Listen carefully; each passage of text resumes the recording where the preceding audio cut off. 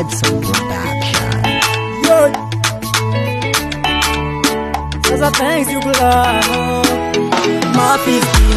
miamangidi miya sharuki ngeda eu azane fizani daleka vami yarch fame mangide mishe mami mula miadi ya wanjwani fameti mbula ndesha lumarai fasi shulna teragiza linga mbuntane toba shami manange yanzarani keda mafinge tenga mbuntane na yao si ukibizan pale ukumizura tana tanpa mula manange eskwara utafiti ndaikandwa keda mafinge tenga mbuntane na yao si ukibizan pale ukumizura tana tanpa mula manange eskwara utafiti ndaikandwa Njay kan fwa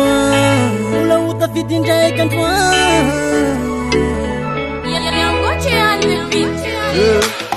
Shija penga smesmishi lam lufas mila na ukivi Demisha shaka tanda unge shaing da fadi unge urava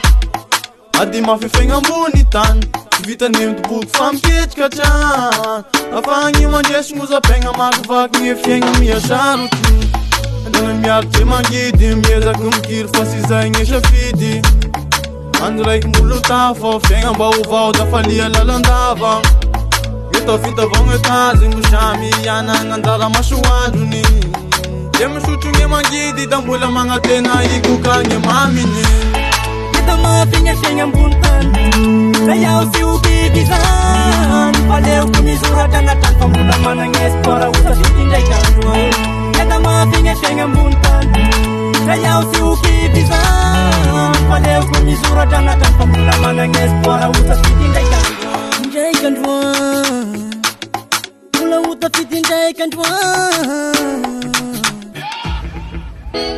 Efenga mbuntane tukujara saret Kanuzanya da mifamne tumbula uvedet Akin kam jangele faize tabanjang Bambe gavrose refamni karanyo mafureng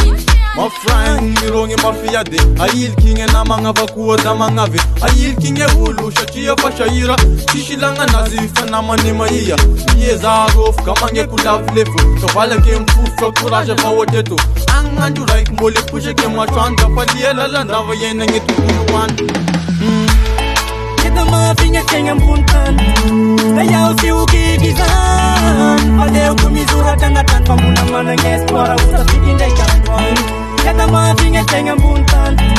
Na yao si ukibizan Pale ukumizura dana tanpa mula mananges Para